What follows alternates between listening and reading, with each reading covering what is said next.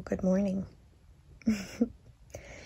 So I have finished off the edging, holding together a couple yarns I had. So one was yellow with brown speckles and one was kind of brown with some orange and purple speckles.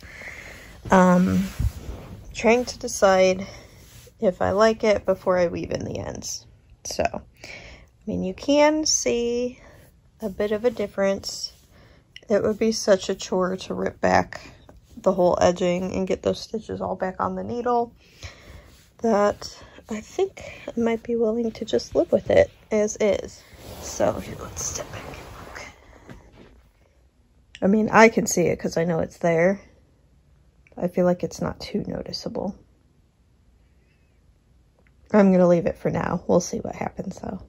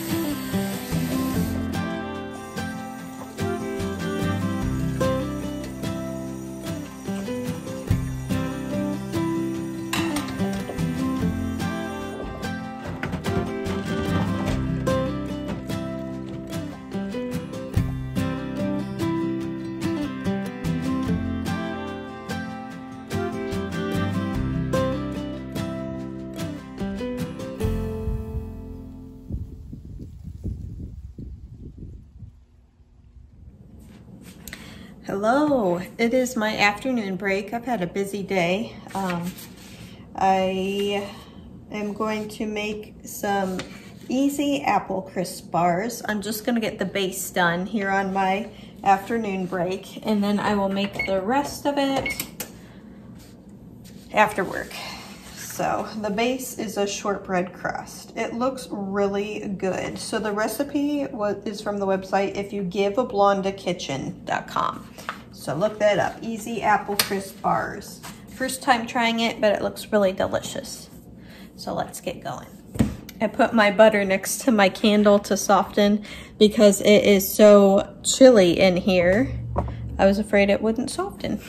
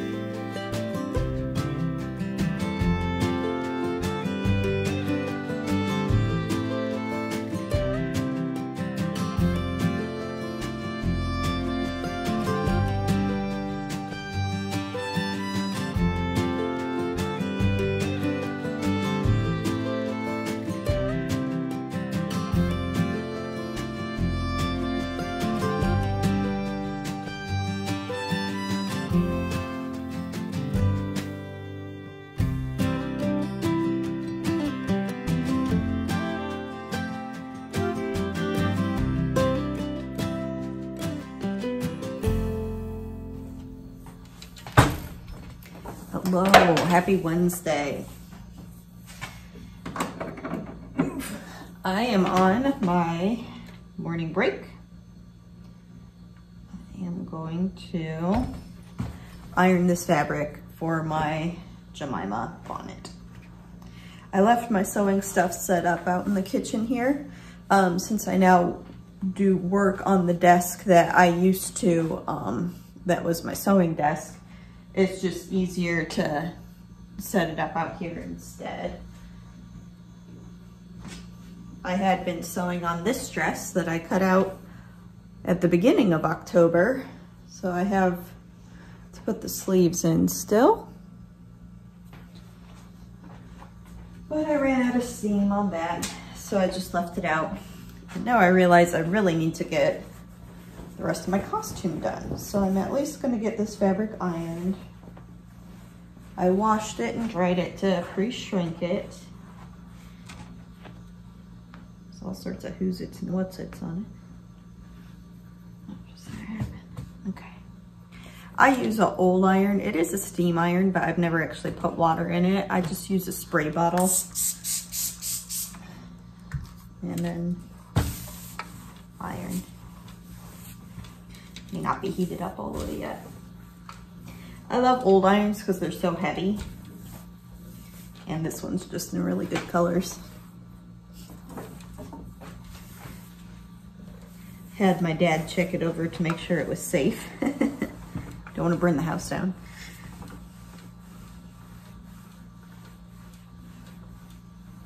There we go. Let's get this out a little. Oh, you can see in the background here I got a new mop and bucket from Amazon. I'm excited to try it. Generally, I would wash the floor on hands and knees, but I just have not been keeping up on that. So I thought if I actually get a mop, it'll make it quicker. Might be more likely to do it more often that way. So of course I went and found the cutest mop and bucket I could find. There.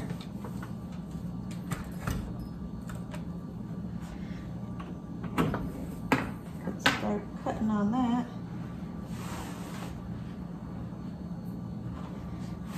I'll leave it right here. I have no doubt that Alfie is going to probably sit on it, but what can you do?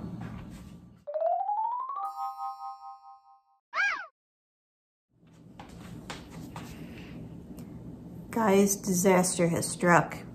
I was cutting out the pattern pieces of this PDF pattern I printed out, and I made a boo-boo. It's supposed to be printed on like a legal size paper, which I don't have, and my print options doesn't even give me the option to print on legal paper. It only prints on letter paper. And so the pattern pieces are too small. So I'm not sure what to do.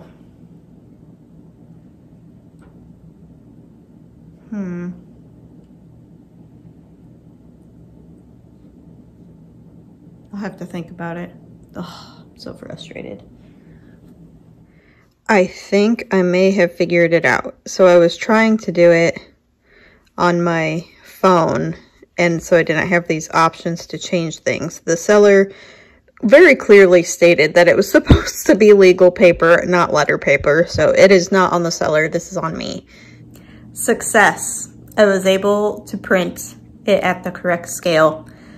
So I just printed one page just to make sure I had it right. So I could go to the store after work and get some legal paper, or I could make my own legal size paper by cutting and taping letter paper together, which is what I did with this one. I think that's probably what I'll do. Make do and mend, right?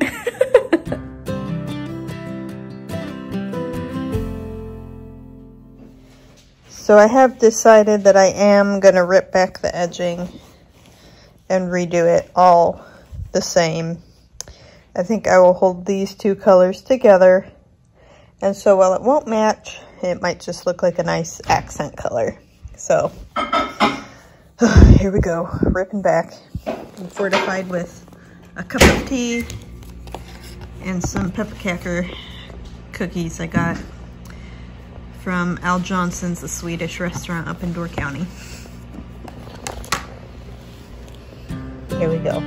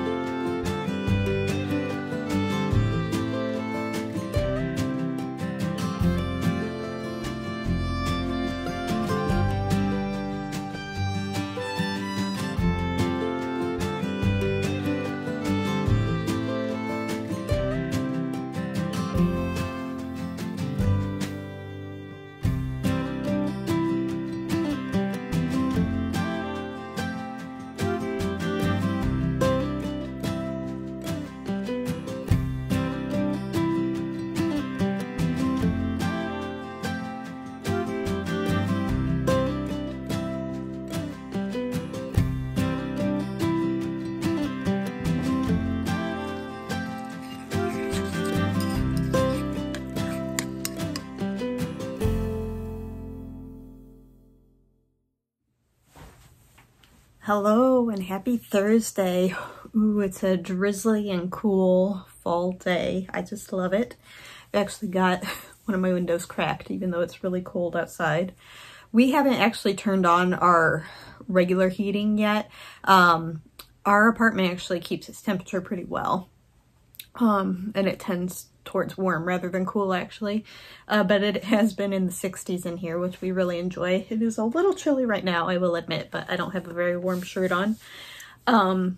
We do have like a little space heater in the entryway, and I did turn that on low, so that is emitting some heat in here, so it's quite nice. But yeah, so I did rip back, as you will have seen, the edging of the Sherbet Fizz shawl, and I redid it, and I am really happy with how it turned out. I need to block it, but see, it's a little different, but I feel like it blends really well, and since it's the entire edging that's done in it, it looks more on purpose than just a little bit that is different. So I'm really excited about that. Gonna go ahead and get that blocked today probably, and yeah, I just love it. So happy with it. I actually already want to cast on another one. So the colors I used were a little different than what I had done previously. So this is the same. It's a Sheepy Fibers etc. yarn, and the color is Hayride. Sheepy Fibers, Hayride. And then I held it together with this naturally dyed yarn by the Angora Moose. I forget the name of it. Something to do with nutmeg, I think. So I held those two. Woo, there it goes. I held those two together, and I think it worked out really well. So I'm really happy with the result. Okay, so I have some questions from you guys I thought I would go through. Today for supper, I'm gonna make a butternut squash quiche. So I'm excited about that. I'll probably mix up the dough for the crust over my lunch break so that can chill for a while. But yeah, I'm really looking forward to that, making that. Sounds really good. I haven't cooked yet this week, so I did some baking, but I didn't make any savory food. Okay, so a couple questions. Tina asked about my turquoise refrigerator. She asked where it is and if it's our only fridge. No, it is not our only fridge. There is a regular size fridge that is just part of the apartment. It was furnished in here, so it's not ours. But yeah, we use that fridge mostly. And then my little turquoise fridge, it is in the kitchen. Our kitchen is pretty large in here. So it's like a kitchen dining room area. So it's kind of more in the dining room part. But the turquoise fridge is an apartment size fridge. And it, yeah, so it's quite small. And it's vintage, so it's quite small because of that as well. But yeah, it works really well. So I do keep food in there. A lot of times I will keep things that are more just mine, things that I more eat. And then Amy keeps things that pretty much she just eats. So like our things for lunches and stuff are in our own fridges. And then I keep like my vegetables and stuff in there because they actually keep better in that fridge. All that to say, we have 2 fridges for 2 people. Kind of crazy. And that turquoise fridge I got at an antique mall. So mom and dad were antiquing with my niece Abby and they spotted that and sent me some pictures and I was like, I need that. So dad talked them down a little and put a deposit down on it and we went up and got it that weekend. So that was really exciting.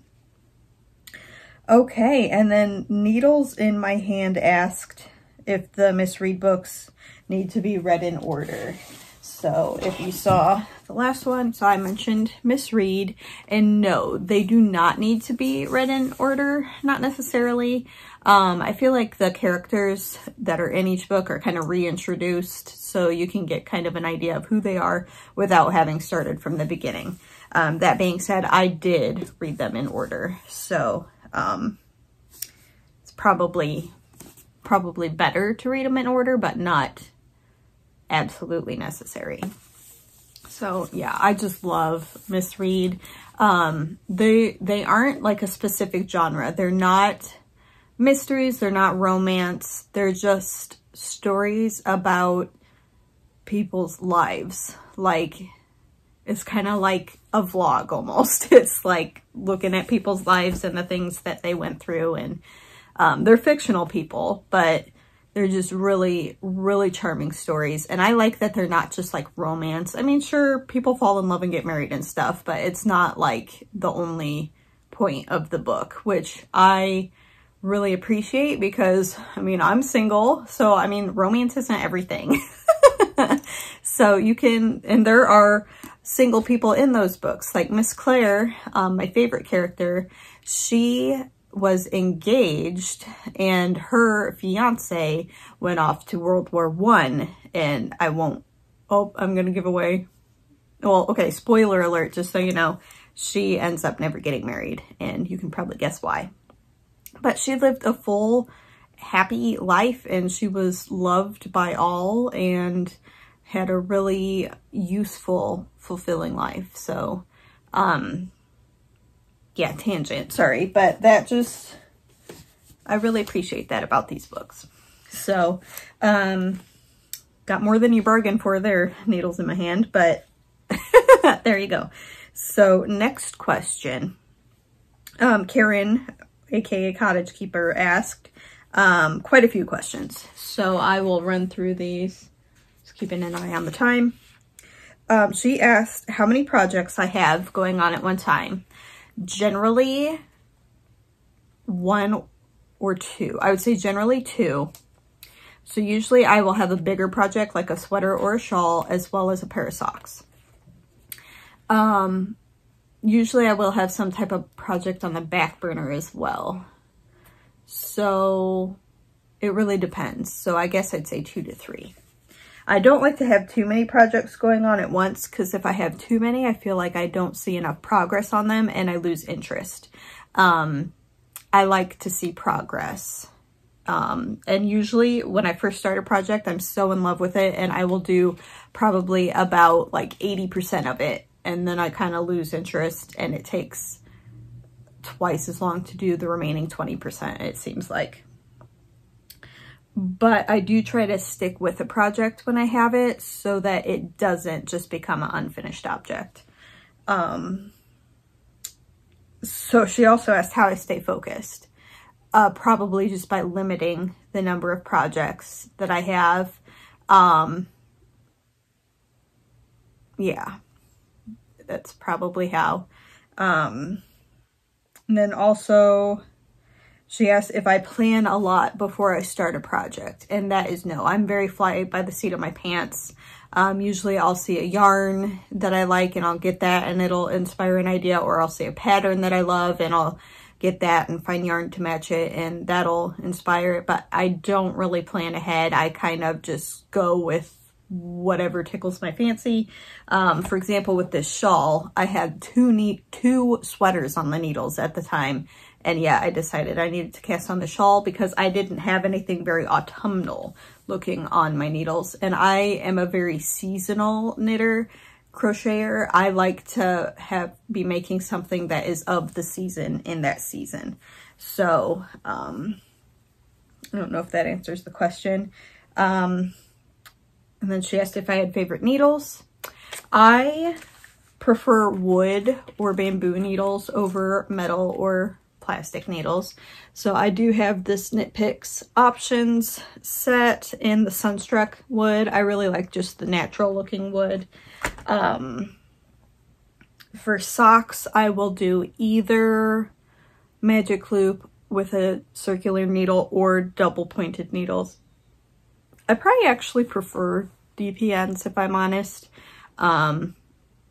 Just feels a lot smoother because you don't have to work over where the cable joins the needle on a circular needle. That always takes a little work to get that up over there, where on double pointed needles there isn't that. So I wouldn't say I have like a particular favorite brand or anything like that. I just prefer wood over metal or plastic. She asked if I'd tried Knit Picks Majestic, which are square needles. No, I have not, and I don't really have any desire to. I don't know, just in my mind, knitting needles are supposed to be round. So, if I have a fave sock pattern, so yes, I have a few favorites. So I really love Sandra Paul of Cherry Hearts Pearly Dot Socks. It's got a picot edge and just a really pretty simple little eyelet pattern. I love those socks. And then also, Sorry Nordland has a couple socks that I love. One is the Ballet Socks and one is the Midnight Dancer socks. They both have a ruffle. Midnight Dancer has a ruffle in the same yarn as the rest of the sock, and Ballet has a mohair ruffle where you pick up stitches. Really cute. And then also Sandra Paul has a pick and mix sock pattern, and that's very useful. And then Kay Jones of the Bakery Bears, I really like the Jemima socks from the first Miss Potter sock club. So that, and then I think I'm running out of time here. So she also asked what the easiest heel is, and I don't know, probably just a regular heel flapping gusset with just like a slip stitch heel flap. It's probably the easiest. Square heel turns probably are the easiest to me. I love the look of a German short row heel. I actually prefer that look to a heel flapping gusset, but it does not fit my foot as well. It's the only problem. But that probably is my favorite heel as far as looks go, and they are fun to knit. I wouldn't say they're easy, but they're fun. And then tips for organizing yarn. I just like to be able to see my yarn, so I have it on shelves. So here's my yarn on the shelves. Right now I have it organized by season essentially. So here are my autumnal yarns, there's all my Christmas yarns, and here are my just like everyday, rest of the year hand-dyed things. In here I have some cotton. In here I have my mohair and some odds and ends vintage stuff. Not mohair, Angora actually. The mohair and alpaca are up there. So, and then all my minis there. So I like to be able to see my yarn. Over here I have, in these baskets, I have, that's some Knit Picks yarn in the blue one. I've got, here, let me get closer. I've got, wound minis. So these are caked minis. And these are minis wound into balls. There's a couple things of crochet thread that don't really have a home, so they're just hanging out there. This is all worsted weight wool. I do not have much acrylic at all. This is acrylic right here, but for the most part, I prefer to use natural fibers. I used to have a bunch of acrylic from when I first really started getting into crochet, but I actually gave that all to Mima because I just wasn't using it, and she has been having so much fun putting that to good use. And this is just my Liberty minis that were my advent for Mr. and Mrs. Rabbit yarns last year. So this is kind of a hodgepodge. I have that basket on there. And then in here is like all my Debbie Bliss, Baby Cash Merino, Rialto 4-ply. I've got quite a stash of that as well. And then these are just bins that I got at Home Goods. So they were actually in the children's department because I like pastels. So generally children's things are more pastel-y. This is my old kitty who's gone now. Her name was Kitty. Very original. She was a really nice cat.